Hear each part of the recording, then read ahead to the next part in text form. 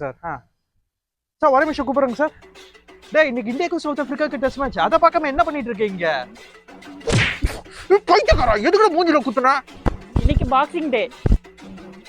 Boxing டேனா உலக boxing டேவா இன்னைக்கு?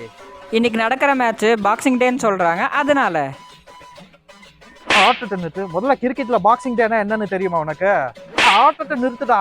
Boxing டே கிரிக்கெட்டுக்கு மட்டும் இல்ல, கிறிஸ்துமஸ்க்கு அடுத்த நாள் தொடங்குற எந்த விளையாட்டா இருந்தாலும் சரி அந்த போட்டியை பாக்ஸிங் டே தான் சொல்லுவாங்க. கிரிக்கெட்டை பொறுத்தவரை இங்கிலாந்து, நியூசிலாந்து, ஆஸ்திரேலியா, தென்னாப்பிரிக்கா போன்ற நாடுகள்ல தான் அதிகமா பாக்ஸிங் டெஸ்ட் போட்டிகள் நடக்கும். சரி, ஓகே. இப்போ ஏன் இந்த பாக்ஸிங் டேன்றது பேர் எப்படி வந்தது? இந்த பேர் எப்படி வந்துச்சுன்னா, கிறிஸ்துமஸ் அப்ப கிடைச்ச பொருட்களை அடுத்த நாள் டிசம்பர் 26 என்ன பரிசு பொருள் இருக்குன்னு பிரிச்சு பார்ப்பாங்களா. அதுல சேரும் பொருட்களை ஏழை எளிய மக்களுக்கும் வீட்டுல வேலை செய்யறவங்களுக்கும் அதோட உரிமையாளர்கள் பகிர்ந்து கொடுப்பாங்களாம். அதனாலதான் இந்த நாளுக்கு பாக்ஸிங் டேன்னு பேர் வந்துச்சு. இப்ப புரிஞ்சுதா? அப்ப பாக்ஸிங் டே இன்னைக்கு இல்லையா?